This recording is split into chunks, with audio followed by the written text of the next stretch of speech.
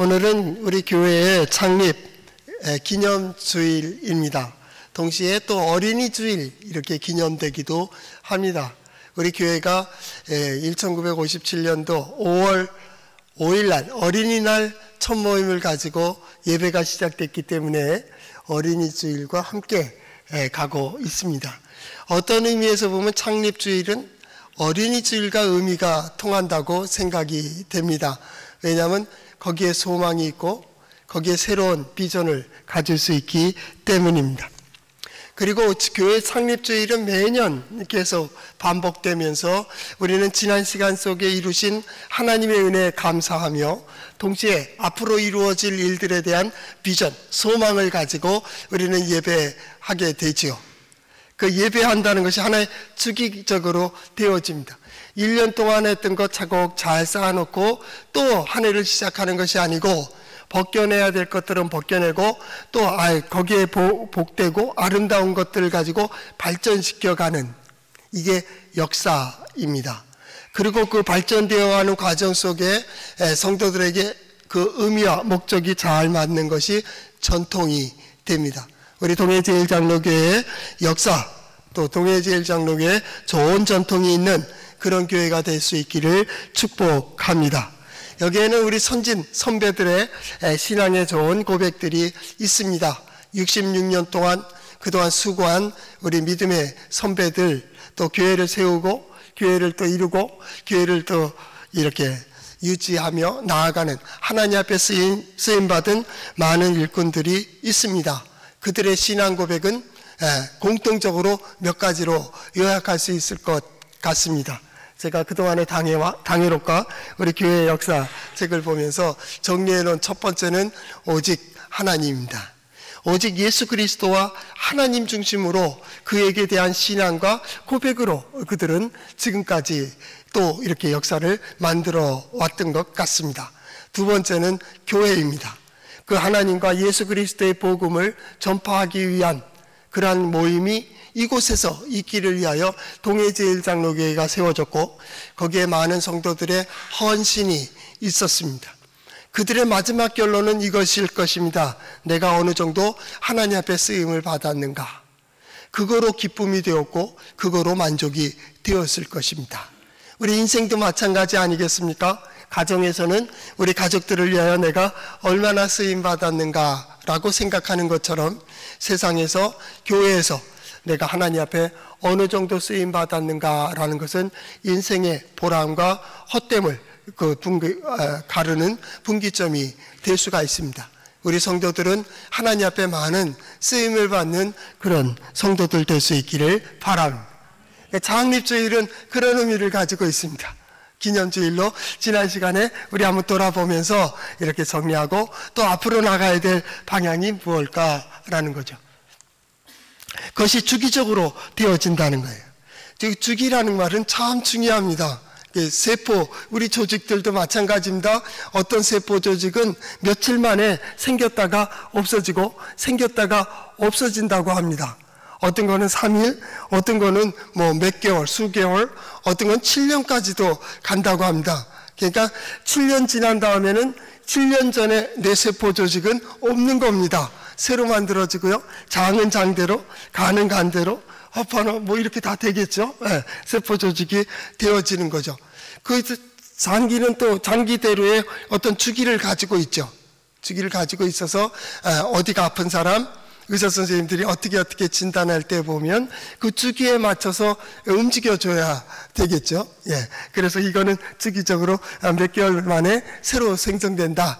간은 몇 개월 만에 이렇게 세포 조직들이 만들어지는데 그때에 맞춰서 이렇게 움직이면 좋다. 그래서 생활의 리듬을 맞추고 운동을 하기도 하고 식습관을 바꾸기도 하고 그렇게 계획을 세워서 건강을 계획하는 사람들도 있습니다. 하여튼 세포 조직들이 바뀌게 되고요. 그러다 보면 어떻게 됩니까? 신체의 리듬도 다릅니다. 어쩌면 같이 앉아있지만 같은 리듬이 아닐 수도 있습니다. 우리가 사랑한다고 하는 부부도 마찬가지입니다. 우리가 일체 되었다고 하지만은 저 사람의 리듬과 나의 리듬이 다를 수가 있다 그 말입니다. 그죠? 그러니까 내가 좋으니까 당신도 하시오, 내가 이걸 싫으니까 당신 하지 마세요, 그럴 수는 없다라는 겁니다. 왜냐하면 신체 리듬이 다른데 어떡할 겁니까? 체질도 다르다 그러고, 상황이 다른데 하나님은 이 모든 다른 사람들의 각각을 인정하신다라는, 그러니까 우리가 이 자리에 서 있고 이렇게 예배할 수가 있는 것이죠. 하나님께서 통일된 어떤 것으로 이끌어 갔다면 우리는 이 자리에 서 있을 수 있는 사람들이 그렇게 많지는 않을 겁니다. 하나님께서 때로는 부족하고 때로는 연약하고 때로는 이럴지라도 하나님께서 위로하시고 격려하면서 우리를 이끌어 오셨죠. 마찬가지로 우리가 옆에 있는 사람, 사랑하는 가족들을 볼 때에도 마찬가지여야 됩니다. 하나님께서 나를 사랑하신 것 같이 그를 사랑할 수 있어야 됩니다. 하나님께서 나를 돌보아 주신 것 같이 그들을 돌보아 줄 수 있어야 됩니다. 아내와 남편과 자녀들도 마찬가지입니다. 각각에는 내가 보기에는 부족하고 내 마음에 들지 않지만은 하나님은 그를 통하여 무엇인가 하시기 원하시는 뜻이 있다라는 것을 인정해야 됩니다. 그 하나님이 나로 예배자 되도록, 나로 오늘 이 자리에 세우시도록 얼마나 많은 시간들을 기다려 주셨습니까?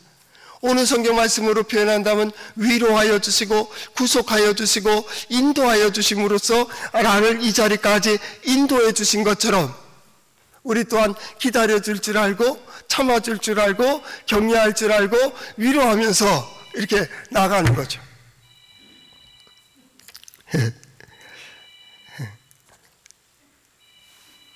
그러다 보면 생활 리듬도 마찬가지입니다. 리듬이 있습니다. 생활 리듬들이 바뀌죠. 주기적으로 바뀌어갑니다. 그 흐름 속에서 우리는 응답하게 됩니다. 경제 주기설도 있어요. 경제 주기설.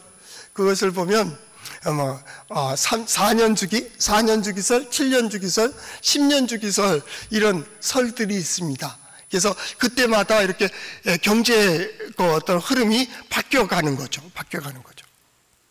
그래서 경제가 바뀌어가고 사회가 바뀌어가고 사회 문화도 바뀝니다. 그러니까 우리는 계속 이거 고집하지 말아야 될 이유는 변화하고 있다라는 겁니다. 나는 옛날에 이랬는데 너희도 이래야 된다면 우리 할아버지가 사는 방식으로 내가 살아갈 수 없고요. 우리 고조 할아버지, 그 윗대 할아버지, 500년 전의 할아버지가 할아버지의 사고로 그 마음으로 그렇게 살아갈 수는 없습니다. 그러다면 환경과 너무나도 틀리기 때문입니다. 자꾸 변해가고 있습니다. 그 변화되는 세상을 어떻게 해야 될까요? 껍데기들을 벗겨가는 겁니다. 세포 조직이 바뀌어지는 것처럼. 그래서 어떻게 됩니까? 우리 이전에 목욕탕 가면 아주 작정하고 때를 밉니다. 그게 왜냐면 세포 하나하나 죽은 거를 다 벗겨내는 거죠. 그러면 부쩍 큰 것 같은 그런 느낌을 가지고 있죠. 입을 때가 있고요, 벗을 때가 있습니다. 계절에 따라 우리는 옷을 바꿔 입기도 합니다. 마찬가지죠. 나무들도 꽃이 필 때가 있고 잎이 자랄 때가 있고 또 그것을 다 떨굴 때가 있습니다. 그러고 나면 또 새로운 것이 나오게 되죠. 근데 중요한 것은 그 모든 주기들이 일정하지가 않다라는 거예요. 대상에 따라 다르다는 거예요. 어떤 건 봄에 꽃이 피고요, 어떤 건 여름이고요, 가을이고 겨울에 꽃이 핍니다. 겨울에 추운데 꽃이 피는 것이 별로 안 좋다 해서 겨울에 피어야 될 꽃이 여름에 핀다고 한다면 그것도 문제가 될 겁니다. 각자의 리듬이 있다.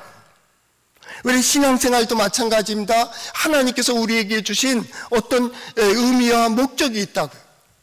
우리 각자가 나는 어떤 꽃을 피워야 되며 어떻게 쓰임받아야 되는가를 스스로 생각을 해야 됩니다. 어떤 사람은 이렇게, 어떤 사람은 저렇게 말입니다.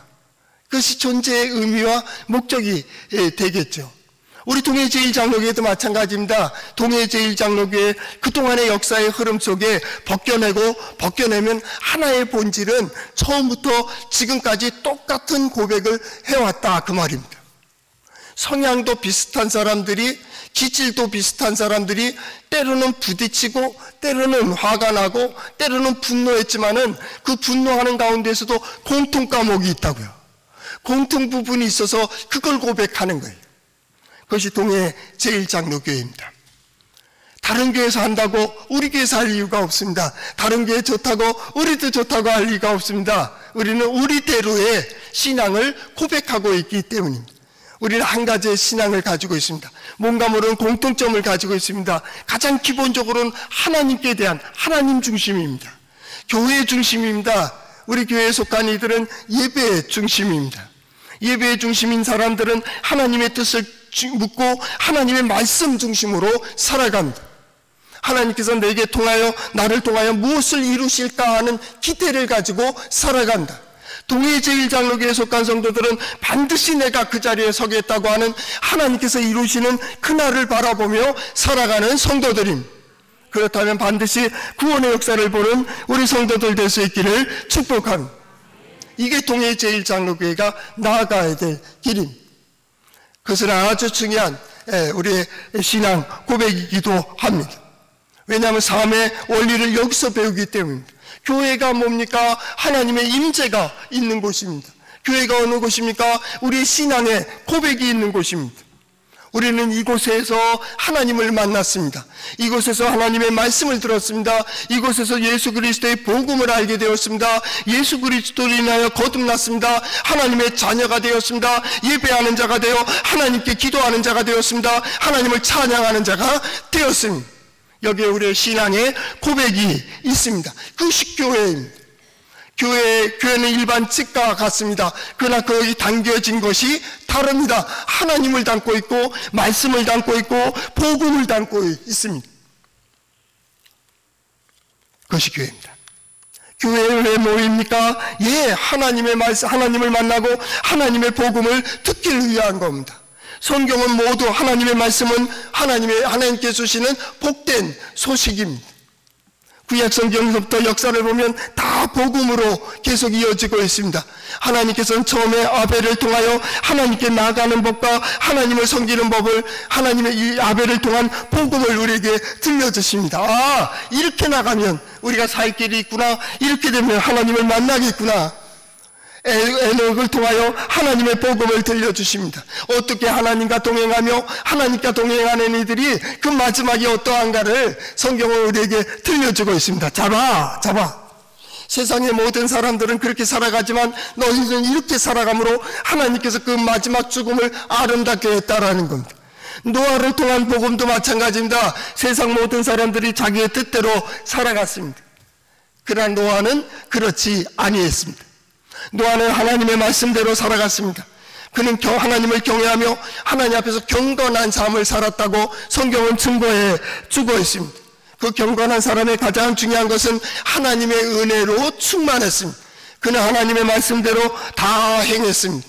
그래서 그 홍수로 인하여 망하는 그때의 구원을 얻었습니다. 노아만 그랬습니까? 노아의 가정이 구원을 받았습니다. 아브라함의 마찬가지입니다. 아브라함을 통한 복음도 하나님께서는 이렇게 인도하시고 이렇게 보호하시고 내가 너를 복되게 하리라고 약속해 주십니다. 그리고 이끌어 가십니다. 심지어는요, 너를 저주하는 자를 내가 저주하겠다고, 너를 축복하는 자를 내가 복되게 해주겠다, 너로 인해서 많은 사람들이 복을 받도록 인도하겠다, 너는 복의 덩어리, 복의 근원이 될지라 라고 말씀하셨습니다. 그 외에 다 그렇습니다. 이삭을 통한 복음을 들려줍니다. 야곱을 통한 복음을 들려줍니다. 선지자들이 나와서 복음을 선포합니다. 정말로 예수 그리스도의 복음으로 우리에게 참으로 가야 될 길과 생명의 길을 보여주셨습니다. 우리는 예수 그리스도를 통하여 하나님과 화목하게 되었습니다. 예수 그리스도를 통하여 하나님의 자녀가 되었습니다. 예수 그리스도를 통하여 우리의 영적인 눈이 밝아졌습니다. 예수 그리스도를 통하여 하나님의 말씀이 들려지기 시작했습니다. 거기에 대한 기쁨과 감사가 있을 뿐만 아니라 그 소망으로 저 세상을, 그날을 바라보게 되었습니다. 그가 누굽니까? 하나님의 자녀인 그리스도인들입니다. 우리는 교회에 그러기 위해서 옵니다. 하나님의 말씀을 듣기 위해서 옵니다. 하나님의 역사를 보기 위해서 옵니다. 이 교회가 존재해야 되는 이유가 거기에 있습니다. 이 교회가 있어야 될 목적이 거기에 있습니다. 그런 의미에서 우리는 이사야서를 계속 살펴봅니다. 지난주에 52장 6절까지 봤으니까 52장 7절을 보며 창립주의를 지냅니다.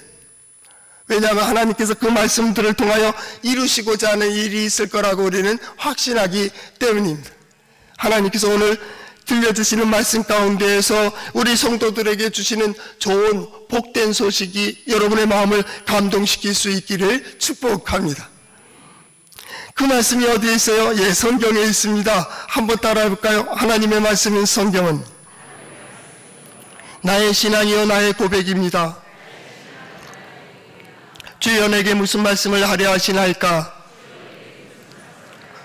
내게 무슨 말씀을 하시든지 그대로 하리이다. 예, 그대로. 창립주일이고, 창립주일하면 다른 말로 하면 생일입니다. 그리고 그 생일은 1년 지나고 2년 지나고 66년이 지나는 동안에 과연 오늘의 질문은 무엇일까요? 너는 무엇을 위하여 존재하며 너는 지금 어디를 향하여 가고 있는가 하는 겁니다. 내가 지금 바로 가고 있는 겁니까? 그건 두 번째 문제입니다. 바른지 그른지는 우리는 알 수 없습니다. 그건 하나님만이 아실 겁니다. 그러나 중요한 것은 우리가 알 수가 있습니다. 우리가 어디를 향하여 가고 있느냐 하는 것입니다. 하나님께서 이루시는 길로 우리를 인도해 가고 계시다면 우리는 과연 내 인생이, 우리의 가정이, 나의 신앙이, 우리 교회가 어디로 가야 되고 있는가, 아니 어디로 가고 있는가는 한 번쯤은 우리가 생각해 보아야 됩니다. 오늘 성경 말씀으로 본다면 우리는 복되고 좋은 소식을 전하기 위하여 존재하는 겁니다. 이유 불문입니다. 하나님께서 우리에게 주신 말씀, 곧 복된 좋은 소식을 전하기 위하여 동해제일장로교회는 존재하고 있습니다. 우리 모두는 그거를 위해서 헌신하고 있고 그것을 위하여 하나님 앞에 쓰임받고 있다, 그 말입니다.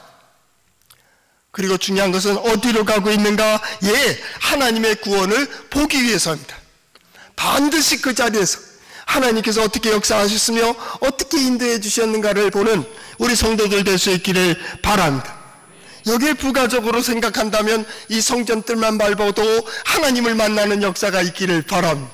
성전의 계단을 오를 때마다 하나님께서 부축해 주시고 위로해 주시고 격려하며, 자 올라가서 나와 함께 얘기하자고, 나를 만나자고, 내가 너에게 들려줄 것이 있다고, 거기에 대한 기대와 소망이 있는 우리 성도들의 발걸음이 될 수 있기를 바랍니다. 예배하는 가운데서 하나님께서 우리의 마음속에, 우리 교회 안에 성령으로 충만함으로써 하나님께서 우리에게 깨닫게 해주시는 은혜가 새로울 수 있기를 바랍니다. 이곳에서는 하나님 앞에 선 자는 자격을 논하지 않는 것처럼 나의 나됨보다도 하나님의 하나님됨을 더 높이는 그러한 장소가 될 수 있기를 바랍니다. 내 스스로를 볼 때는 너무나도 부족합니다. 연약합니다. 실수도 있습니다. 잘못도 있습니다. 때로는 죄도 지었습니다. 그러나 하나님께서는 그 모든 것들을 아시고 우리를 불러주셨습니다. 그리고 예수 그리스도로 인하여 화목해 하여 주셨습니다. 하나님은 뭐라고 하셨을까요? 오늘 성경 말씀을 보면 위로하셨다라는 말을 하고 있습니다. 위로하신다고. 괜찮아. 그래도 올라와봐. 다시 그 자리에 세워주시는 하나님. 바로 이 소식이 무슨 소식입니까? 예, 복된 소식입니다. 오늘 7절 말씀에 보면 한 단어가 두 번 중복되고 있습니다. 좋은 소식, 좋은 소식입니다. 하나는 좋은 소식, 하나는 복된 좋은 소식입니다. 근데 두 단어는 같은 단어로 되어 있습니다. 단지 번역만 그렇게 되었을 뿐입니다. 이 바사르라고 하는 그 단어, 좋은 소식, 헬라어에 보면 유앙겔리온입니다. 좋은 소식입니다. 영어에 보면 굿뉴스, 다 그런 겁니다. 우리 얘기는 복음입니다. 복음. 하나님의 좋은 소식이 있습니다. 이 소식을 중복하는 걸 피하기 위해서 복된 좋은 소식입니다 라고 표현을 합니다. 아주 좋은 소식이 있습니다. 오늘 우리는 그것을 기대하는 것. 하나님, 내가 복된 소식을 들을 수 있게 해주세요. 하나님, 내게 복된 소식이 과연 무엇일까요? 어떤 분은 말할 겁니다. 나에게 더 이상 좋을 게 뭐가 있어? 난 살 만큼 살아왔고 할 만큼 해왔고, 어떤 사람은 젊은 사람인데도 불구하고 나는 더 이상 할 것이 없다고 절망하는 그 순간에 하나님께서는 그때에도 나는 너에게 좋은 계획을 가지고 있다고 말씀하고 계시다. 오늘 성경 말씀은 그것에 대한 기대입니다. 하나님께서 내게 좋은 소식을 가지고 있다고, 좋은 계획을 가지고 있다고 하는 것으로 시작이 됩니다. 그 좋은 소식이 이스라엘 백성들에게, 남유다 백성들에게 어떤 위로가 되었을까요? 오늘 이 시대, 지금 살고 있는 여러분의 형편 속에서 과연 좋은 소식은 과연 무엇일까요? 그 좋은 소식의 가장 깊은 곳에는 이거는 도저히 불가능하다고 하는 거기에 가장 밑바닥에 있는 데서부터 좋은 소식이 들려지고 있다는 사실입니다.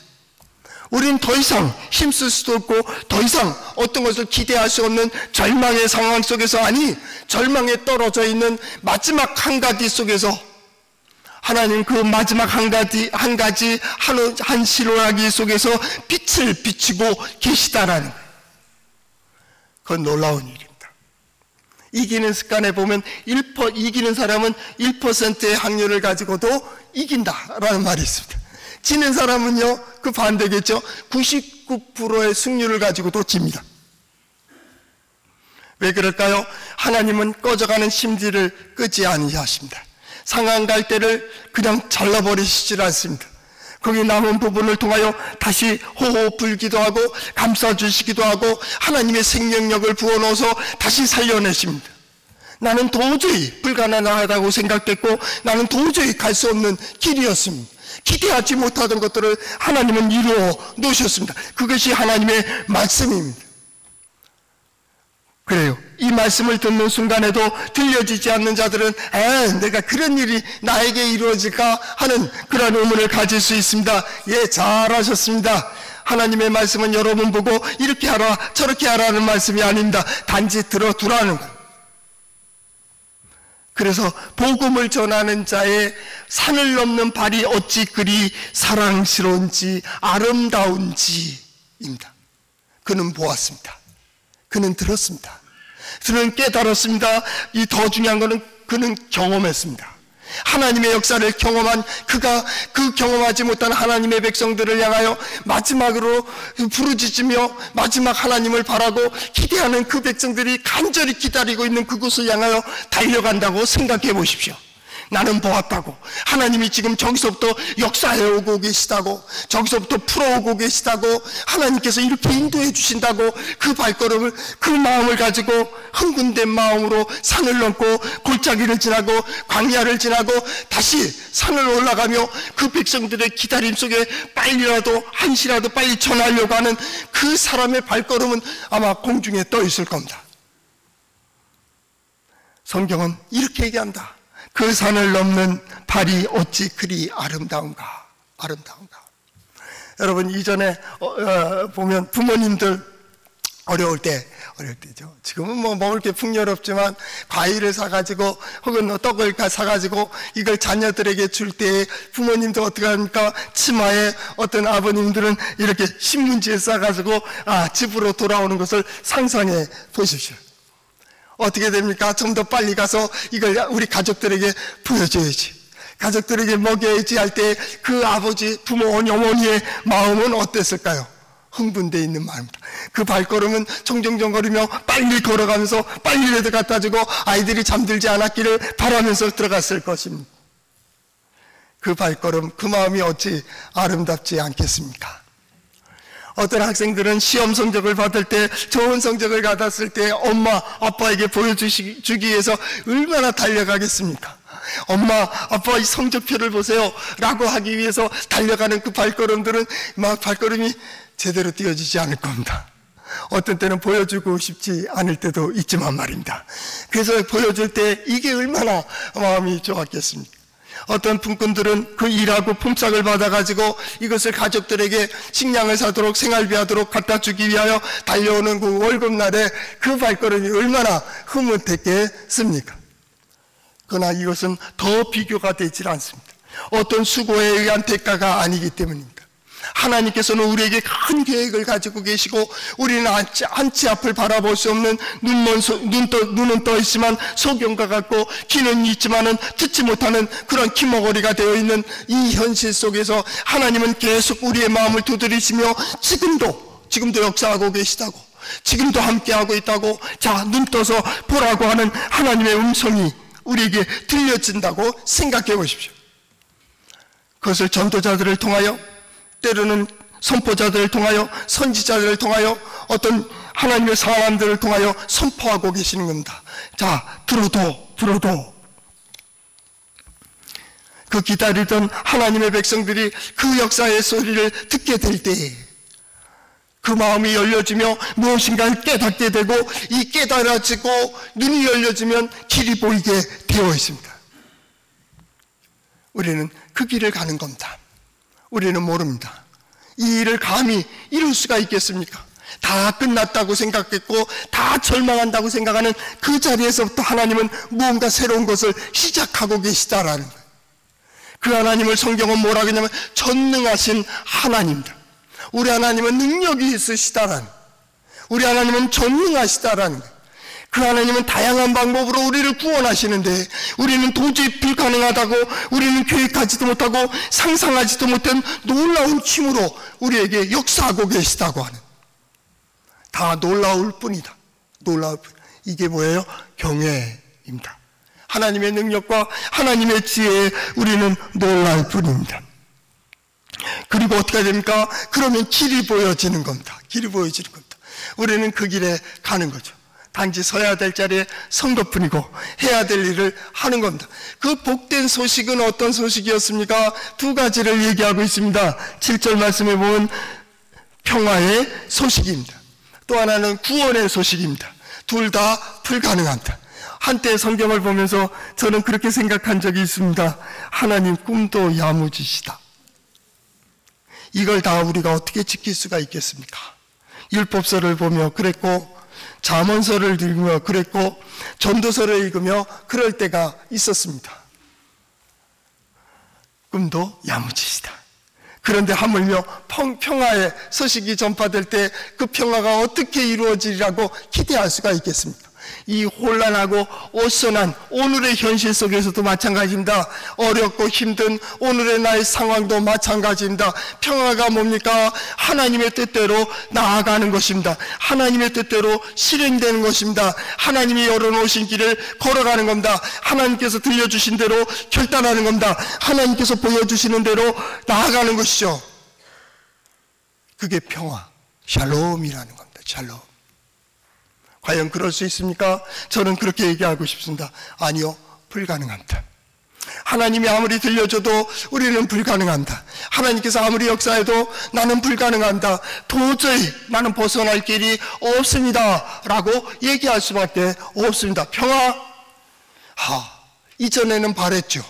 젊었을 때는, 힘 있을 때는, 능력 있을 때는, 처음에 시작할 때는 의기가 양양하며 뭐든지 할 수 있다고 생각했습니다. 평화, 하나님의 말씀대로, 하나님의 뜻대로 나는 반드시 행할 것이고 반드시 이룰 거라는 장담도 해보았습니다. 그러나 시간이 지나면서 점점 의기가 꺾였습니다. 나의 생각도 바뀌기 시작했습니다. 환경에 예속되어서 어떡합니까? 함께 포기할 때도 있었습니다. 그러나 하나님께서는 다시 일어나라고 내가 보여주겠다고 계속 말씀하며 이 길을 걸어가게 하시는 겁니다. 평화의 소식입니다. 일단 잠정적으로 우리는 불가능하다고 얘기합시다. 두 번째는 구원입니다. 어찌 누가 구원할 수 있겠습니까? 내 육체적인 질곡 가운데 과연 이것이 고침을 받을 수 있겠습니까? 이 경제적인 상황 속에 이 문제를 풀어갈 수 있겠습니까? 내 또한 이런 형편 속에서 누가 나를 일으킬 수 있으며 누가 나를 세워줄 수 있겠습니까? 내가 이 문제를 풀어갈 수 있겠습니까? 내 부모의 문제, 내 가정의 문제, 부부의 문제를 어찌 풀 수가 있겠습니까? 그동안 많은 것이 켜켜이 쌓여있고, 우리 교회라고 한다면 66년 동안 먼지가 쌓여있고 66년 동안 전통이 있고 66년 동안 굳어진 이 마음을 어떻게 걷어낼 수가 있다는 말입니까? 여기에 구원이 있습니까?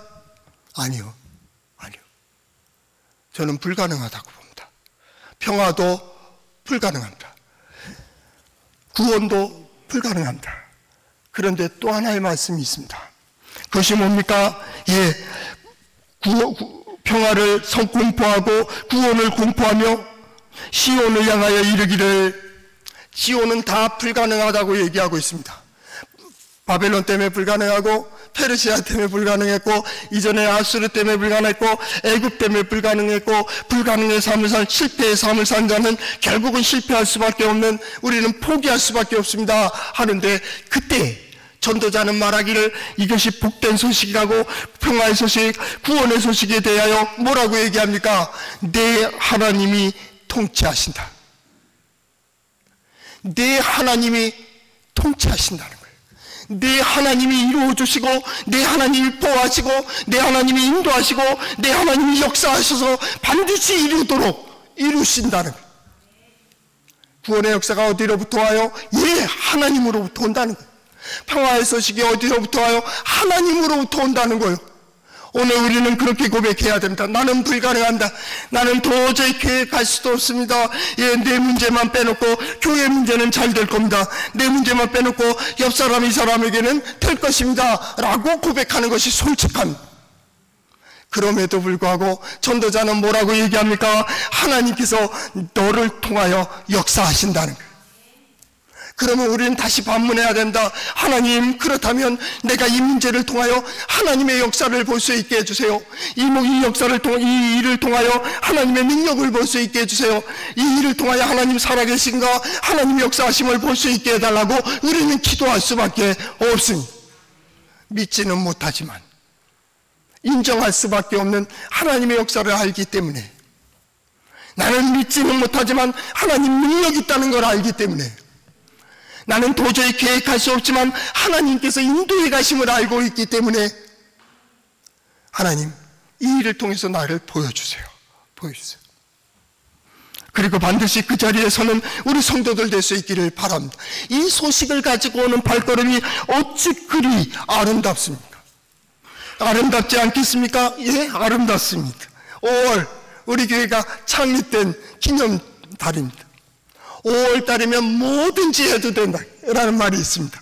5월은요, 세상 사람들 말한 기운이 충만한다, 생명의 기운이 충만하다는 곳입니다. 5월에 심겨진 모든 나무들은 죽지 않는다는 말이 있습니다. 5월에 출발한 여행은 실패하지 않는다는 말도 있습니다. 우리 계획했던 모든 일들이 아름답게 아름다운 꽃을, 아름다운 결실을 맺는 5월이 될 수 있기를 바랍니다. 왜냐하면 하나님이 그렇게 만드셨기 때문입니다.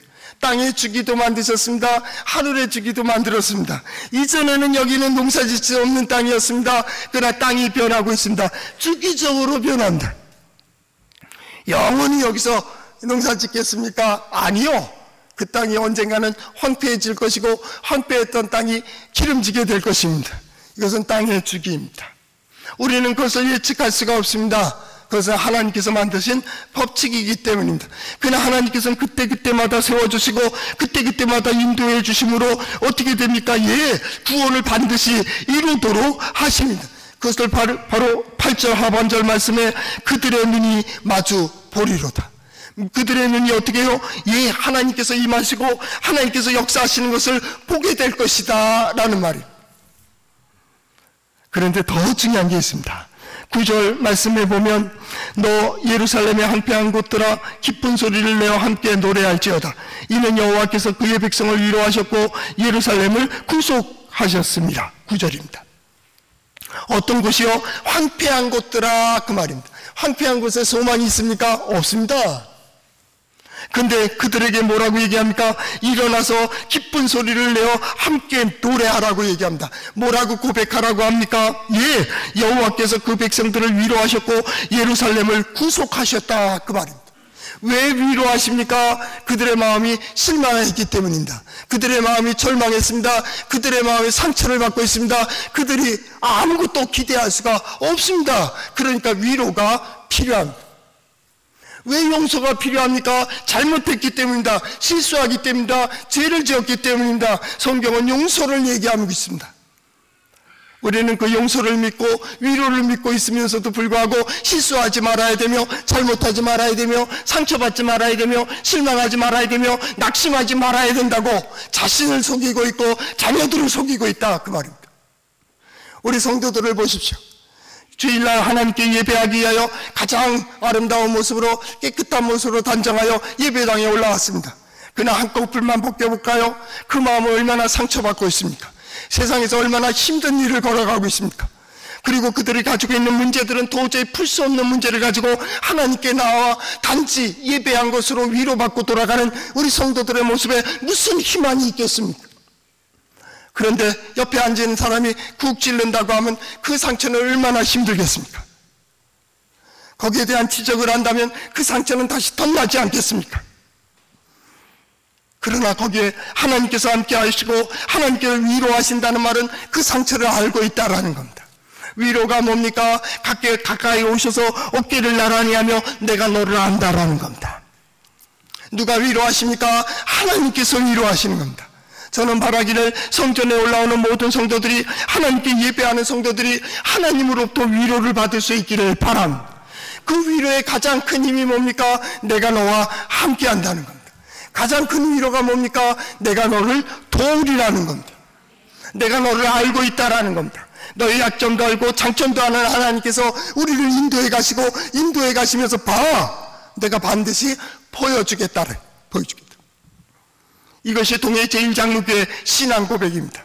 하나님께서 우리를 위로하시고 우리를 용서하시고 예루살렘을 구속하셨습니다 하는 것처럼 우리 성도들을 구속하시는, 왜 구속해야 됩니까? 올라올 능력이 없기 때문입니다. 갚을 능력이 없기 때문입니다. 다시 일어설 능력이 없기 때문입니다. 그렇기 때문에 회복이 필요하고 대속이 필요하고 구속이 필요하고 용서가 필요한 겁니다. 그렇다면 우리는 하나님 앞에 선자는 자격을 논하지 마라.